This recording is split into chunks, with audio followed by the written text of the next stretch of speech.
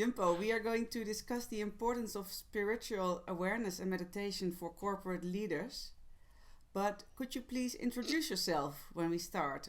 Why are you the person that can tell us about that, about spiritual awareness and meditation?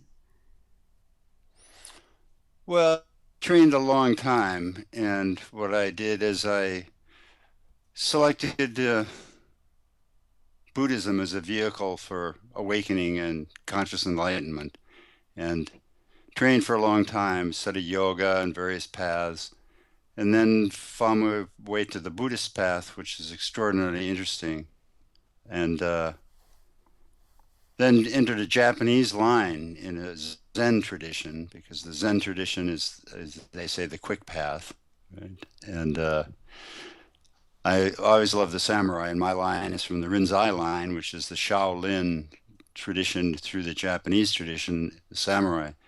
So that was very attractive to me. And then I practiced and practiced. I never intended to become a recognized teacher, you might say. And but evolution took its course, and I completed my training and was recognized as a certified Zen master in that line. And then I was supposed to stay and take the monastery I was training at. I was there 7 years, and then I realized I had to come back into our culture and to, I say, dump out the bathwater but keep the baby, and take a look into what is this practice, what can it achieve, and how does it help, and where does it help. And the most important, or for me, the most important place is, you could say, corporate America. Because for me, the corporate world, corporations are now the governments, you might say. You know, Because so there's if we're so much looking at, influence. yeah, so much influence. And like I say, the religion for the day is imperial capitalism, consumerism, and growth and profit. And that's run amok a bit. We're now looking at the devastating effect that it has had on the environment, for instance, and all the changes that are coming. The great gift and the great beauty, but also the problems at hand and how do we face them. So, in a sense, to develop the depth of conscious awareness through discipline, and strengthening of will and focus, so that you can, in the corporate world, be present, be compassionately aware and concerned, and function consciously, not end it, but modify it. Like in corporate America, there are two insistences that are made. One is growth, and the other is profit. Increase growth and profit. That's the primary objective. If that doesn't happen, we punish people by firing them and throwing them out. So it's a system that is perpetuating a lot of pain and confusion and destruction, as well as the gifts. So that can be modified, right? And the way to modify it is to sit down, enter into introspection, meditative concentration practices, and open your heart, you say, Mm-hmm. to the greater depth of compassion that's there, and then see, what can I do in a corporate setting? How can I function inside the corporation more consciously? And so there's a system and a vehicle that allows that if a person's interested. I think that everyone that's involved in business today realizes that it would be lovely if we could make some changes. And you are talking about focus and discipline when you're talking about spiritual awareness. To many people, spirituality sounds like kind of obscure, vague, a dreamy kind of thing. So that sounds completely different. Can you say something about that? Well, yes, there's mythopoetic religiosity, and that we're talking about usually when we're talking about spirituality. But when you take a look at the classical understandings and teaching of the Buddha, it's a non-theistic spiritual or conscious discipline, taking you to a state of awareness and deeper understanding. What I would say is that Buddha was primarily an agnostic philosopher, you might say. right? And he would, through his own frustration, decided that he would enter into silence and look deeper and deeper into his mind until he discovered a deeper truth and a deeper understanding. And that once he accomplished that, then he started teaching. But he didn't deal with the idea of deity or life after death, all the things that are coming along now. He taught fundamentally that impermanence is a reality. Everything is changing, right? That with life comes pain and discomfort, and these are natural, unavoidable reactions to circumstances, right? And that at the deepest truth, the self that we have is a temporary construct. Okay. And that through discipline and inquiry, we can reorganize our mind, our philosophical understanding, our neurolinguistic, and live from a much deeper and more conscious place. And so he set about, that practice and form. He was a very serious yogi for 8 years and yoga student before, and then he left the yoga and became an ascetic for another 4 years, and deep, serious practice and sacrifice. And then he finally came to the end of that and said, "Okay, I've done all of that, and I still have to go deeper. I have to go to clearer understanding or the deeper truth. I need to do it through silent introspection." He began. So with meditation and practice, what you do is you sit down, take your seat, and stop. Right? Go deeper and deeper and deeper into your mind. Don't run with thoughts. Don't run with feelings, emotions, and circumstances that arise. So you develop the ability to stay absolutely, clearly present and open and what I say, intelligent in the face of anything. So if you're in the boardroom and some mess is going on, you are not subject to reactive patterning. You see the nature of the reactions and the understandings, but your witnessing intelligence is no longer for sale. You no longer are bound to what we call the historical or reactive patterning.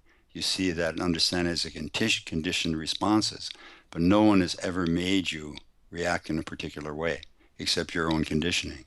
So suddenly your depth of witnessing intelligence is stronger than your emotional reactivity. So you can And so act you can, beyond that's, that. yes, but the first thing you have to do is come to that depth. Yeah.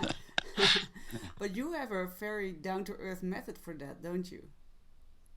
At least that's how Yes, I've well, experienced. it's the first thing we do is we have a process called the Mondo Zen dialectic dialogue or dialogue process.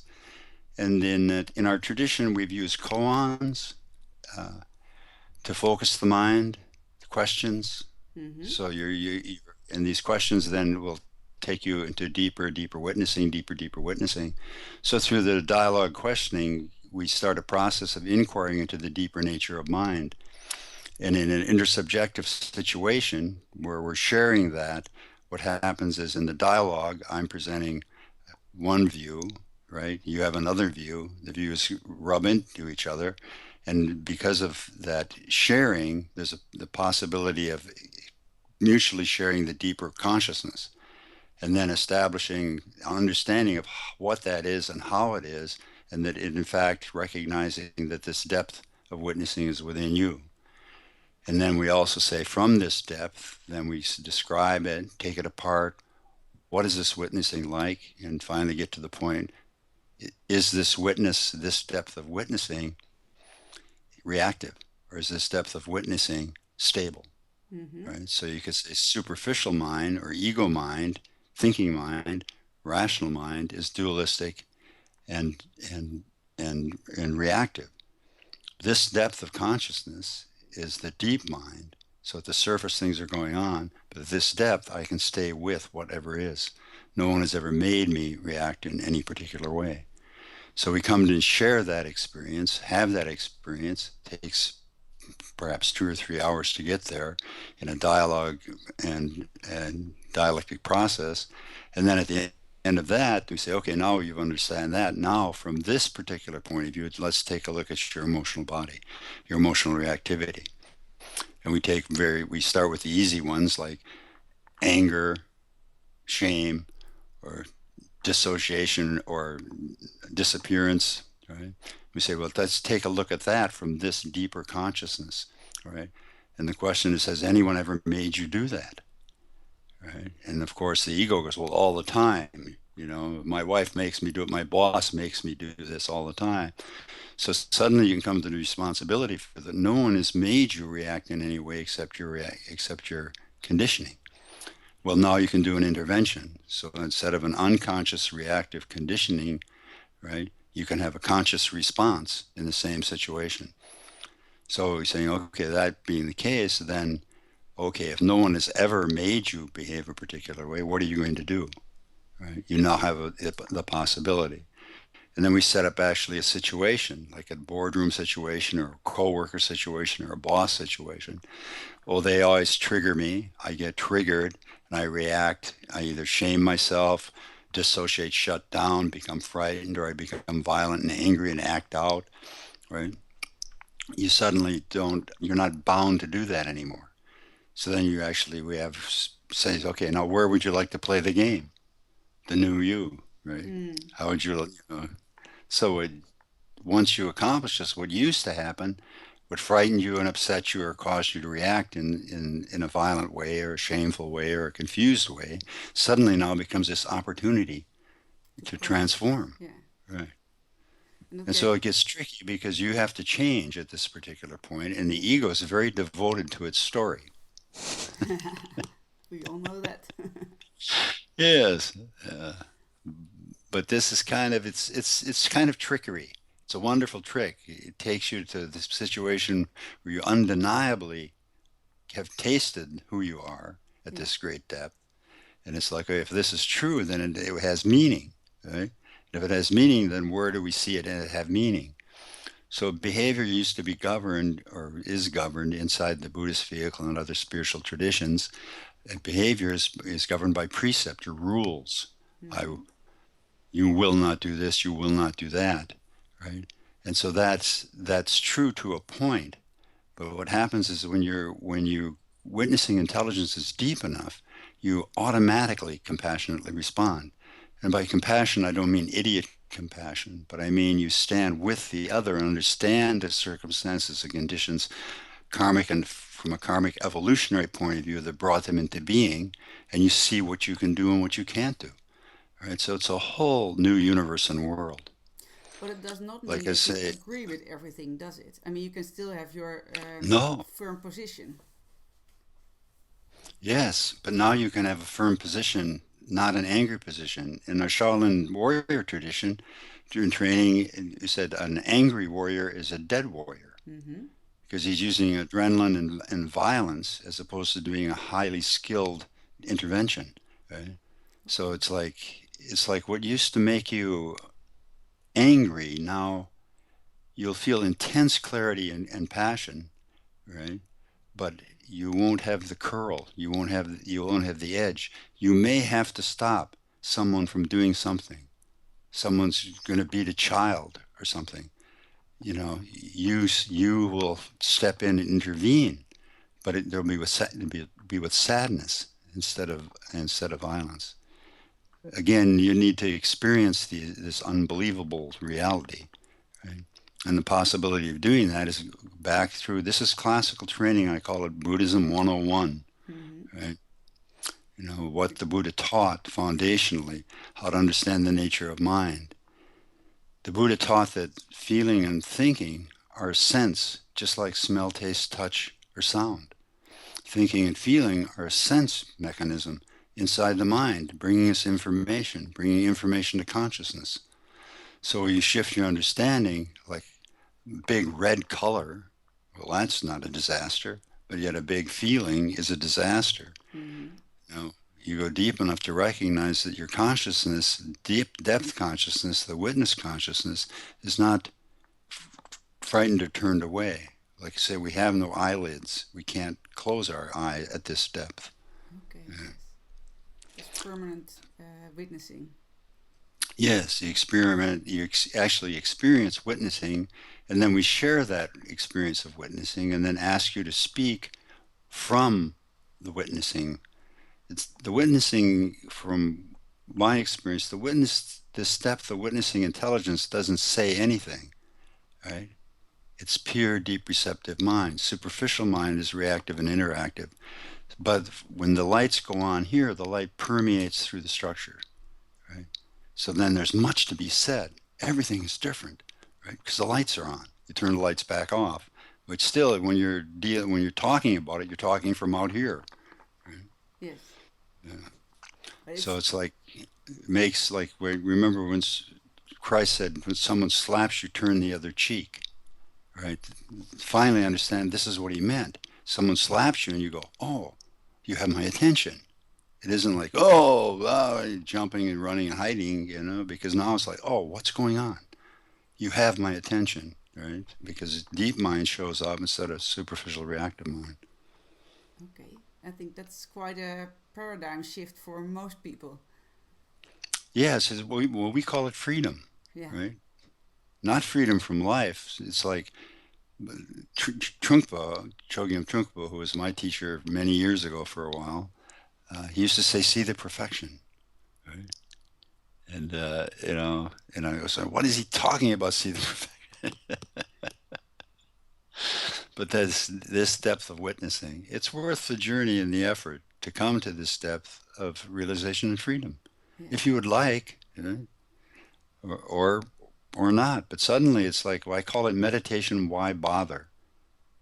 If you There's a reason to meditate, not just to get into a subtle state experience of dissociation or manic projection, Mm-hmm. right? So you'll have profound spiritual insights in practices. I could say that they're a hallucination from one point of view. They're a product of mind, right? So it's like, okay, so if you want to take the time and go over there and hallucinate or enter into subtle spaces, go ahead. But then come back to your life. How is this working and transforming your life? Like the Buddha called ordinary reality, once you realize, is nirvana, right? It's paradise right here on Mm. this earth. It doesn't mean there isn't any good or bad, right? But it's seeing from the greater depth of witnessing intelligence. It's coming to that depth of compassion and witnessing, and then from there you can change things. But then you need a new philosophical paradigm. You need a new understanding of the nature, construct, and structure of mind, and then you get to play with it to redefine and reorganize your reality.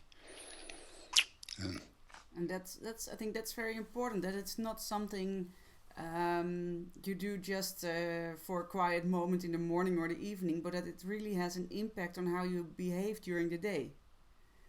Yes, Especially when we're talking about the corporate world, it may change the whole the way people act in as you said in boardrooms or in meetings. Decision making may change.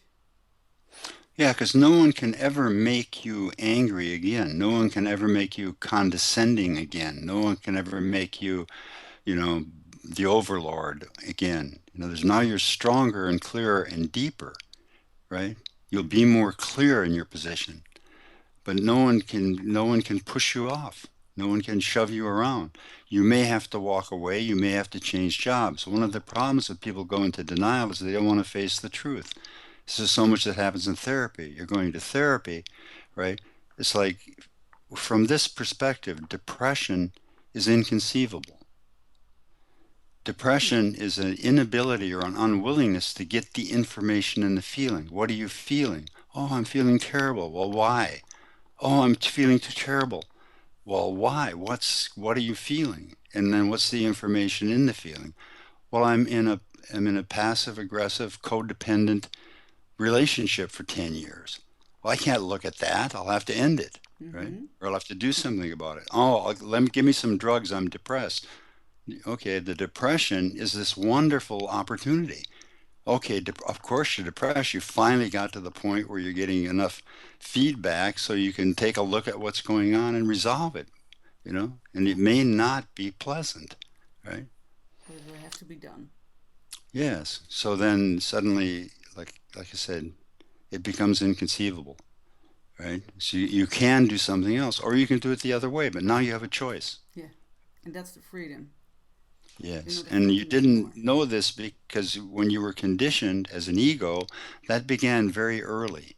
Mm-hmm. When you were an infant, for instance, and you couldn't walk, you lay out on the floor and you made sounds, and you messed your pants, right? And you tried to pick something up, nothing had a name, right? And so it's your ego is not yet formed. And then as it's formed and educated and constructed, right, then suddenly the data's not there. You don't know this until you get older. And then through training can get to that and recognize it. Right? So it's worth the journey. It's worth the And journey. now I'm getting old now, and I have a lot of health issues. Oh boy, and it's it's also interesting because working with the psychological circumstances in life and are wonderful, and then all of a sudden when you have the physical stuff going on as well, it's the same game. Radical self-acceptance, consciousness and awareness. What is happening? What can I do? What do I have to accept? What is changeable and what is the reality at hand, but it's all workable, right? If I keep the back door open, keep the heart open, keep the eyes open. Wow. That's practice 2.0, eh? As we said Yeah. before. Yeah. Yeah, and then you can experiment with it. Like you said, you go through this process, and if it's true for you, and you attempt to say, okay, you're in relationship, let's say you scream at your children, right? And you use psychological violence. You don't strike them, but you're really abusive, right? To try to get them to behave. And what you realize is what you care a great deal about them. You're frightened that something might happen, and you're using violence as a vehicle to to help them. It makes no sense. No. So you say, okay, I won't do that anymore. I understand, and then you do it again. Well, I Yeah. say, this is why we meditate now, so that you can stay present when they start doing their foolish things, or they start to, resist you or argue with you, right?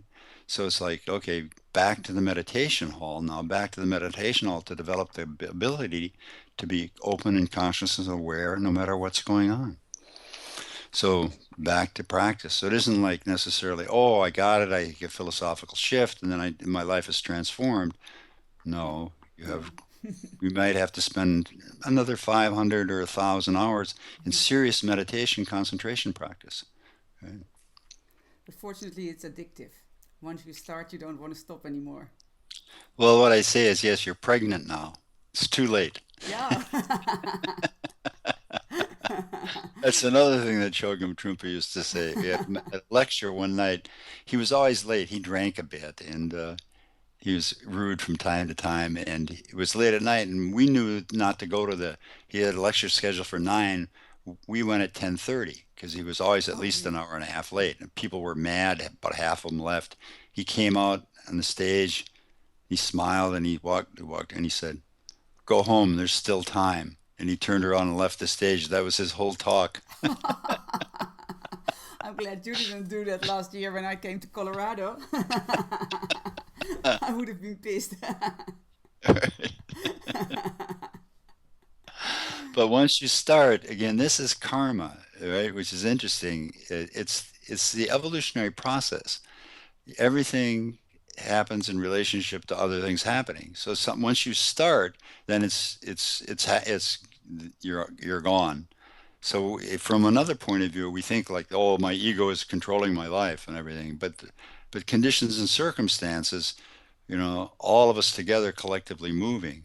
So all of a sudden you start something and then you've begun the process and it's click, click, click, click. So again, you know, patiently waiting and applying yourself, right? Hmm. Seeing it all unfold. Yeah, Yeah. it's wonderful. Thank you, Jumpo. Well, thank you, dear. I'm looking And forward to having you here the 10th of October. I'm looking forward as well. I'm in the Zen tradition. I don't do satsang. Oh, sorry. So what do you call it in the Zen tradition? Well, this would be called Mondo. Oh, okay. Mondo is coming out of the Chinese tradition, and it was public debate, or All right. they call it Dharma combat. Oh, good. That sounds So much more active. yeah, so what I we do is we sit together in a group, and I sit in the group, the surrounding, and then I'll have some people volunteer to do the dialogue with. So Hmm. there'll be at least three. Three is a good number because when one person slows down and gets stalled, you can talk to the others. You can also have some humor, have them interact with each other, and ask the audience what's going on. So it's quite a piece of theater and fun, and doing that. And the one of the things about the old Mondo process was when a monk like myself, when I was at the monastery, and when you complete your training, you have to go away because otherwise there's a danger that the students at the monastery will like you better than the abbot. Oh, So yeah. traditionally it was they had to go away, right? And so then what those that had received transmission or recognition of insight, they would go wander around. They'd visit monasteries and they'd challenge the abbot. So they'd have Mando challenge, and they'd community gather, and they'd go back and forth for days sometimes in combat, and then the community would decide if they liked the new person better, they would throw the old Whoa. person out, and they'd have a new person in charge, right? So that it was a wonderful tradition. And it was not an ego fight? Of course not. How come I don't believe you? Ego, and this is another thing, egos are a great gift of consciousness to itself, Hmm. right? Again, we think that our ego is us. We think that I'm an individual. And as a temporary construct, that's true. But the ego is this great gift. And so it's like in the West, a lot of people say, kill the ego, destroy the ego. What are you, crazy? You kill or destroy the ego, you can't do anything. Yeah. It's about training the ego, awakening the ego, right? Disciplining the ego. It's what we call Zen. I call Zen dog training. The first thing Hmm. you do is sit, Yes. sit. What do you do with a bad dog? Sit, sit. So Zen training is sit, start over, take your seat, shut up, go back, and it's kind of like emptying, emptying, emptying, going back, and again redefining, building new structure. Mechanical process. Yeah. So take good care of your ego. We need powerful, clear, deep, compassionate egos in the world to help solve the problems, to alleviate the suffering and the pain. Hmm. Yeah. Transformed egos. Yes, awakened. Thank you. I'm looking forward to, and I thank you for this interview. Well, thank you so very much, dear, and I'll see you very soon.